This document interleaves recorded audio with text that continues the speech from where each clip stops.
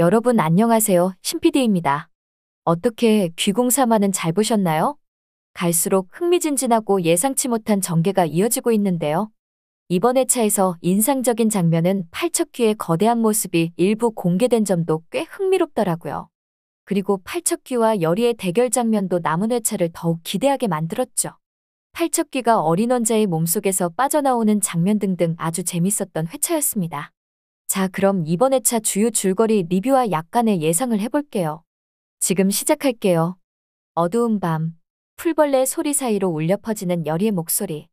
나리, 정녕 거기 계신 거예요? 제발 대답해주세요. 윤감나리, 제발. 죽은 자의 혼령을 불러낸 제사. 그 속에서 여리는 윤갑의 이름을 간절히 부르지만 대답은 없습니다. 대신 돌아온 건 땅을 울리는 우두둑, 광의 기이한 비명, 그리고 괴이한 숨소리뿐이었습니다.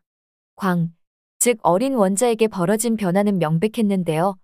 평소와는 다른 눈빛, 흐트러진 호흡, 그리고 몸속을 뒤흔드는 기이한 고통. 왕은 어린 원자를 보며 다급히 어서 어이를 드리거라, 어서! 라고 소리치는 순간 원자는 뭔가 토사를 뱉어내죠. 그때 여리가 혼령을 불러낸 제사가 통한 건지 윤갑이 갑자기 어린 원자 옆에 나타나게 됩니다. 아마 여리의 간절한 부름에 윤갑의 혼령으로 보이는 모습이 보였죠. 마침 어이가 들어오는 순간 윤갑은 홀린 듯이 뛰쳐나가게 됩니다. 중정과 임금인정은 눈앞에서 벌어지는 현상의 공포에 질리고 어이들은 속수무책으로 전하의 곁을 지킵니다. 광아? 괜찮은 게냐? 하지만 괜찮지 않았죠. 광은 이미 뭔가에게 잡아먹힌 듯 했습니다. 한편 여리는 수살귀에게 말했던 걸 다시 생각하는데요. 나리가 팔척귀한테 먹혔다는 소리야? 라며 묻자 수살귀는 그렇다고 말하며 궁 쪽으로 손짓으로 가리키는데요. 이때 여리는 진짜 여기에 있단 말인가? 라며 되뇌입니다.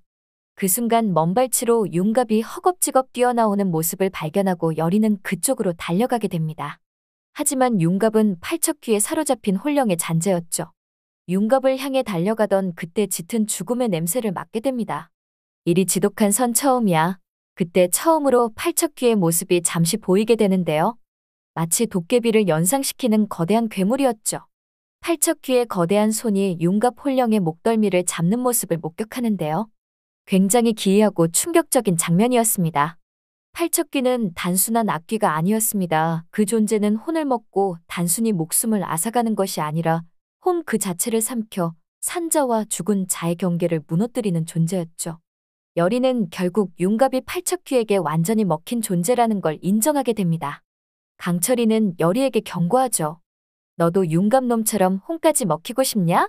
맹인의 경고처럼 팔척귀는 윤갑을 넘어 광에게까지 파고들고 있었던 것입니다.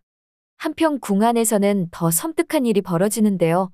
맹인은 대비마마에게 단도직입적으로 말하죠. 귀신이 원자의 몸속에 뿌리를 내렸습니다.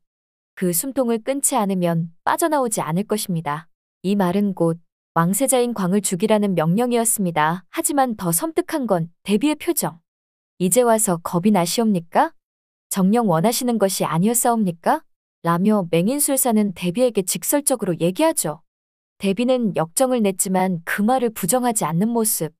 대비의 표정이 예사롭지 않았습니다. 이 드라마에서 진짜 무서운 건 귀신이 아니라 바로 사람의 마음, 그리고 그 무서운 선택이라는 생각이 들더라고요. 그리고 여리는 죄를 지내며 팔척귀를 불러내는 기도를 이어가게 되는데 태상태성, 응변무정, 응변무정. 그때 원자의 음성으로 팔척귀는 너로구나, 내가 날 부른 것이더냐? 하지만 팔척귀의 모습은 어린 원자 모습 그대로였죠.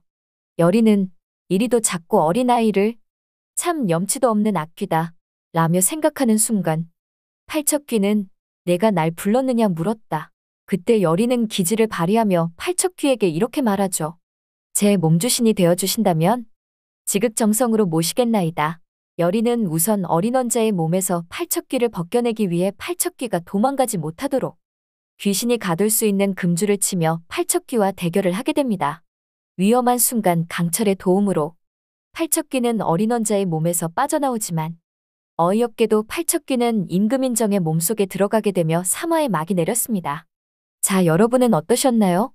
꽤 흥미진진한 진행이었죠? 팔척귀가 임금의 몸을 빌린 지금 아마 궁은 위태롭게 진행될 것 같은데요. 귀신이 된 임금, 그리고 여리의 선택. 강철과의 대치가 어떻게 이어질지 궁금해지는 대목입니다. 궁은 점점 혼란에 빠질 거고 팔척귀가 임금정에게 스며든 순간 궁 안의 모든 질서는 무너지고 누가 임금이고 누가 귀신인지 이제 아무도 구분할 수 없게 될 것 같네요. 그리고 마지막 예고에서 가섭스님의 등장으로 새로운 국면을 맞이할 것 같습니다. 이상 3월 리뷰였습니다. 감사합니다.